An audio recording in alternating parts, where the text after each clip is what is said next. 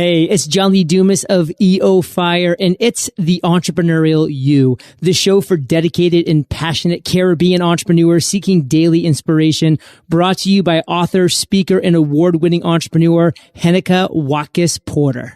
You must be prepared to ignite.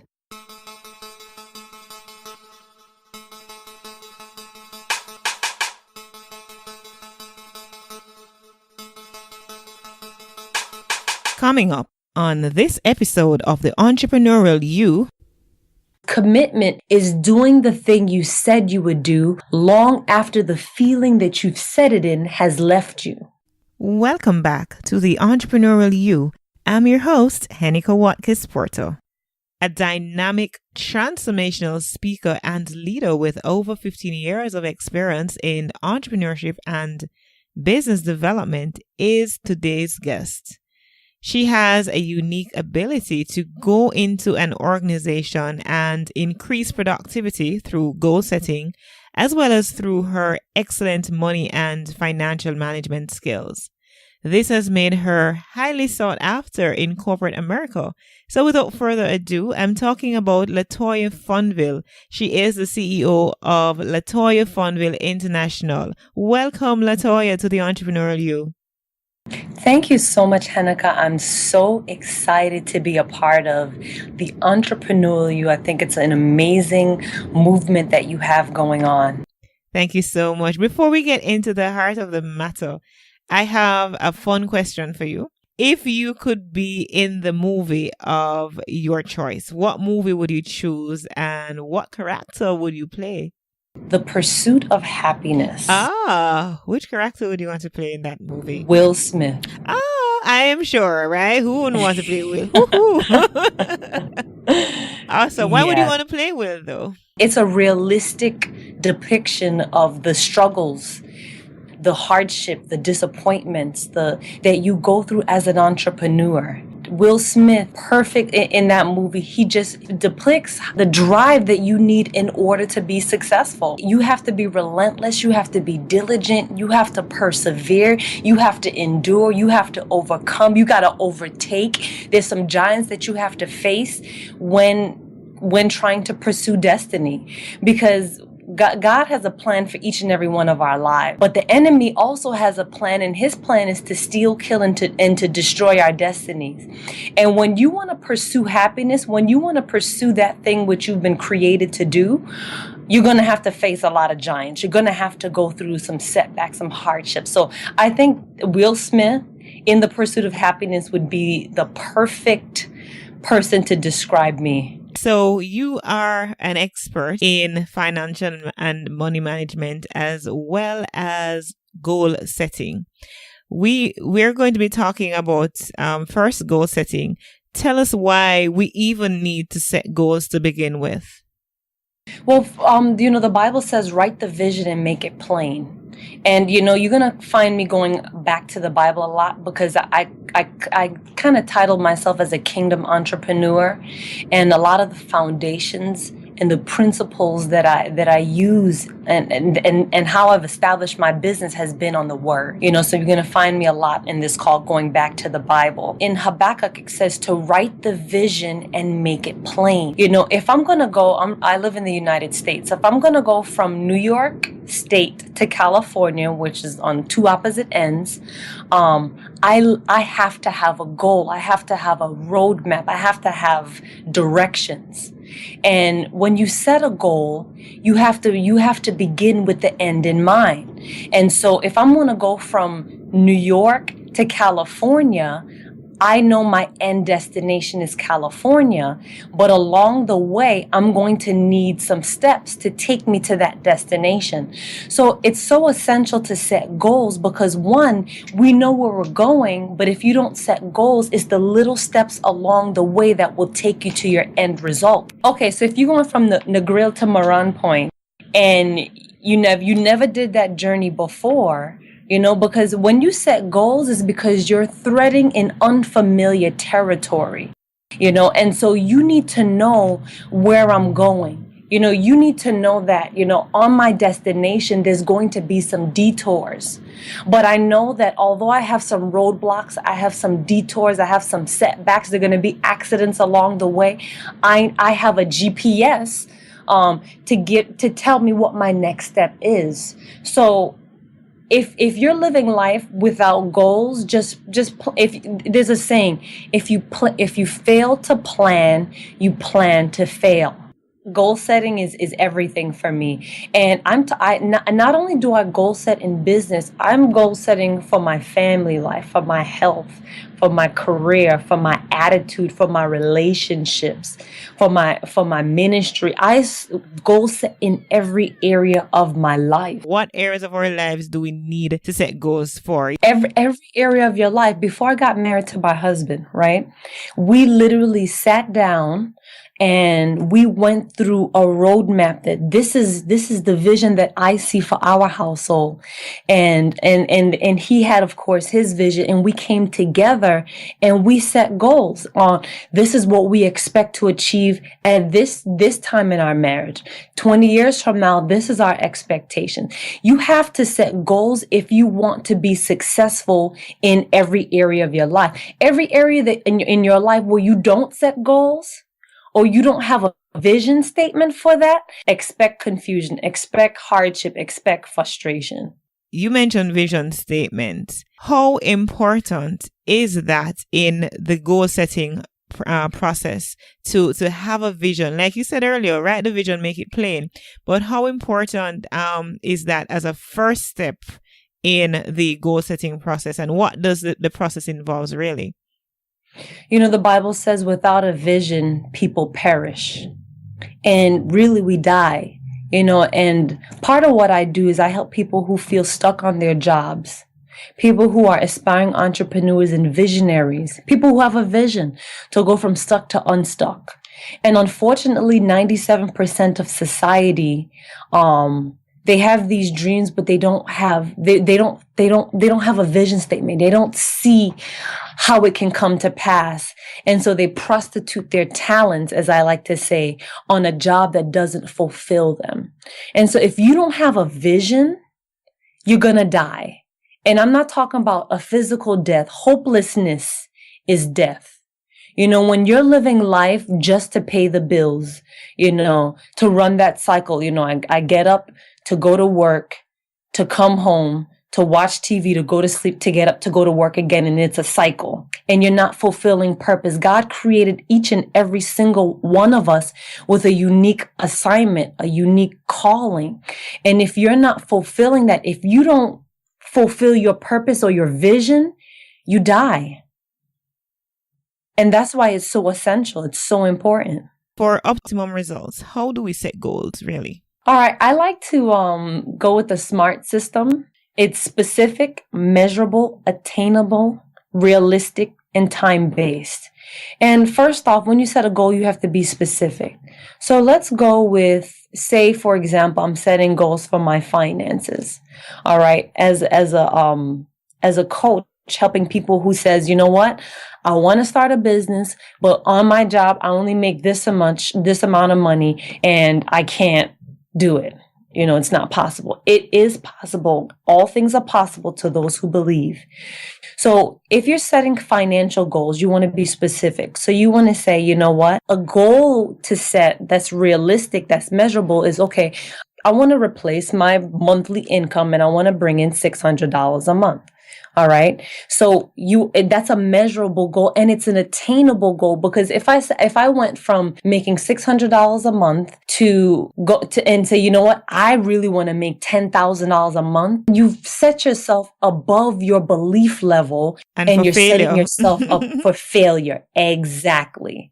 And so I'm going with the low numbers because I want everyone on the call to be able to understand, but it's the same for on a higher level. If you make $100,000 a year and you say, you know what, I want to upgrade to $20,000 a month now, that's realistic for your income level, so you want to say, all right, I'm currently at this level. I want to stretch myself a little bit more and I want to replace my monthly income. So that's measurable. All right. And it's attainable. I want to do it within a specific time frame. All right. I'm going to give myself 6 months. And how am I going to, there's baby steps along the way. So in order to go from, and I'll go back to the basic, to go from $10 an hour to replace your income at $600 a month, then I'm going to say, you know what? I eat out. I'm going to cut that out. Or I spend $100 and something a month on cable. I'm going to cut that out. You know, in order to achieve your goals, you have to be willing to sacrifice some things, because when you set goals, it's sometimes you have to force yourself to do things that otherwise what you wouldn't do. You have to break habits. And I like to kind of break it down to a 3-step system. This is my goals. Okay. My goal is to make X amount of dollars, or my goal is to lose X amount of pounds. All right. What's my motivation behind it? Because you have to have a why, and your why is the driving force that keeps you going, keeps you motivated, even when you feel like quitting. All right. So your why could be, you know what? I need to increase my income because I want to send my children on a vacation. I need to increase my income because I want to take my children out of public schools and put them in a private school system. That's my why. I want to increase my income because whatever that reason may be for you, I want to lose this weight because the doctor said that if I don't, I can get diabetes. I want to lose this weight so I can be a great example for my children. I want to lose this weight because to avoid health concerns. Your why has to be greater than you. It has to be that thing that gets you up at night. That is that driving force that keeps you going when you feel like quitting. Because I'm going to tell you, just like the pursuit of happiness, when you are pursuing destiny, when you set goals, they're going to be, as I call it, giants along the way. They're going to be mountains that you're going to have to climb. It's going to be uncomfortable. It's going to be difficult, but your why, your motivation is going to be that thing that keeps you pressing forward, even when your flesh, even when you feel like quitting. So your why is what all of us should drive us to whatever it is that we do, whatever it is that we're called to, whatever our purpose is that God has given us. Our why needs to be that central focal point, so that in those moments when we feel like quitting, when we feel like giving up, we can always look back, ask ourselves, why am I doing this? And so in answering that question, we keep motivating ourselves over and again. Absolutely. Absolutely. And you were also alluding to commitment a while ago before I jumped in. So continue along that vein. Yeah. And so what I was saying was commitment is doing the thing you said you would do long after the feeling that you've said it in has left you. Say that again, please. Commitment is doing the thing you said you would do long after the feeling that you've set it in has left you. Wow. And so we had, yes, and so here's the thing. And whether you are a successful CEO to an average individual thriving to be successful, everyone deals with that one thing, commitment. And what distinguishes the successful person from the unsuccessful person is their commitment level. Because many a times we get so frustrated on the journey, that feeling comes in, and it comes in to everyone. It's not just the successful people don't experience it. Yes, they experience it too, but their why, their motivation keeps them going. And then the third thing is you got to have an action plan. You have to have a plan of action on how you're going to execute this thing. And I like to equate the action plan to your driving directions.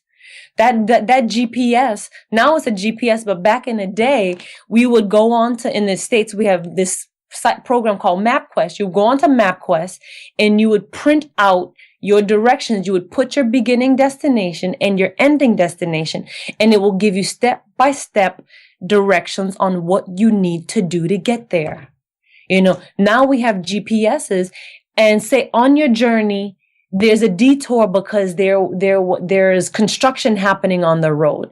Just like life, On the road of life, there's going to be construction in the way. It could be a family member that passed away.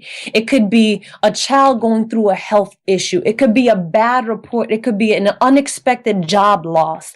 These are obstacles that come in our way to hinder us from getting to our destination. But if your why is in place, and if you have a roadmap, if you have an action plan, you will be a force to reckon with, and you will make it to that expected end. But you have to be determined. You have to be diligent. The Bible says a man who is diligent in his business will stand before kings. He will not stand before mean men. MEAN, meaning average.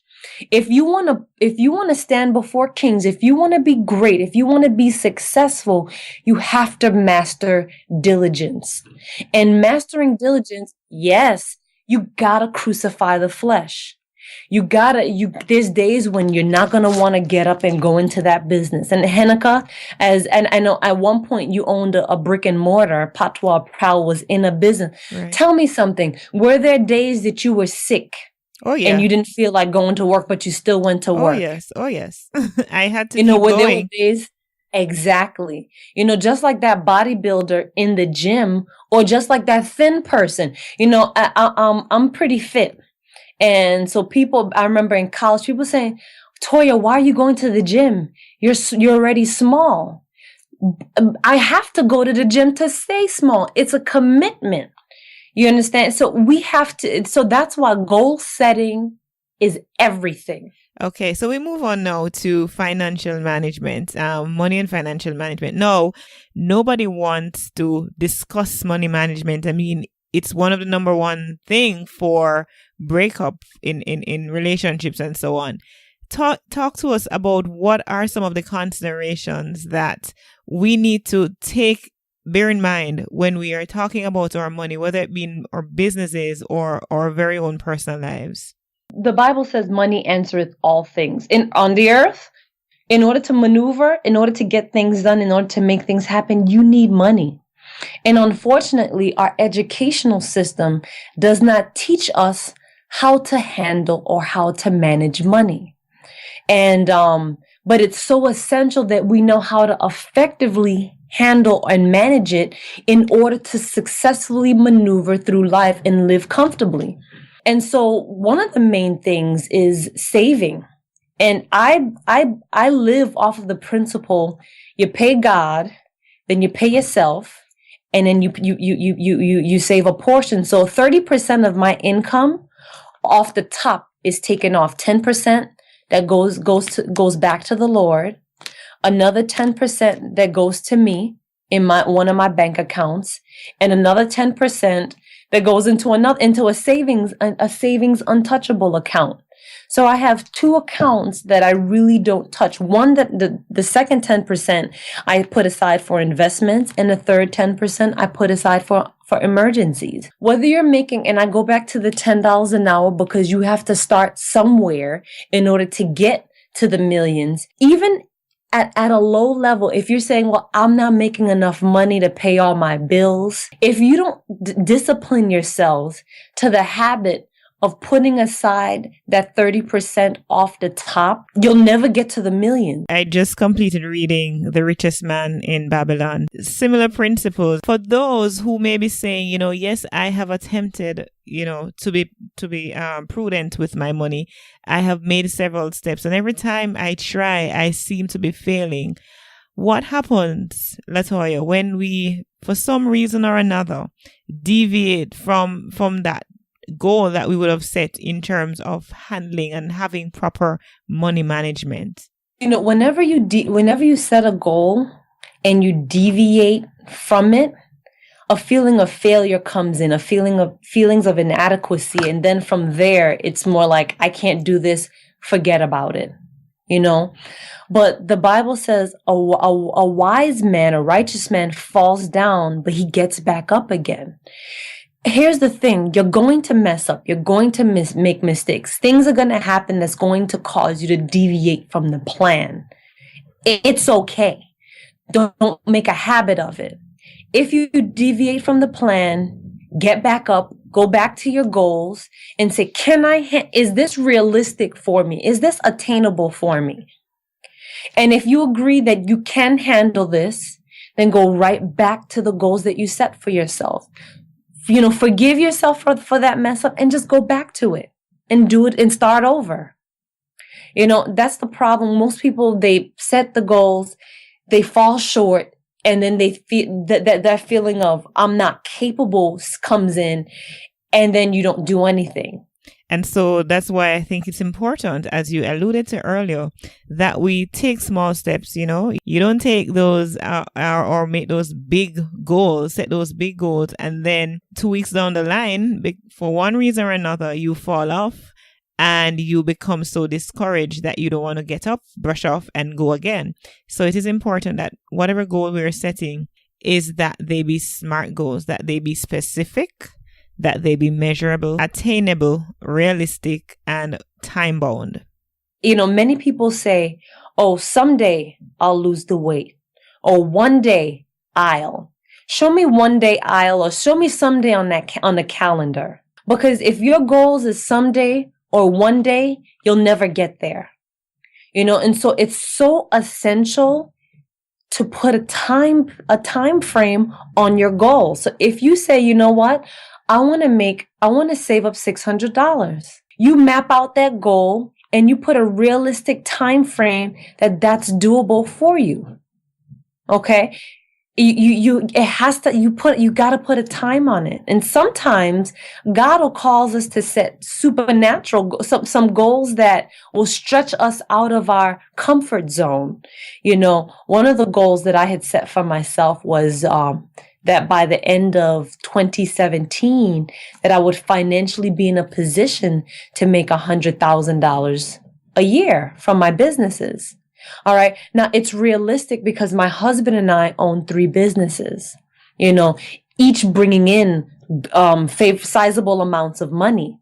And so to save $100,000 at the end of this year is a realistic goal because we're almost at that point, and so we put a time frame because we know that our action plan has to position us that by December 24th, 2017, that amount, that the specific amount is $118,476.16 will be the amount that we will make by December 24th, 2017.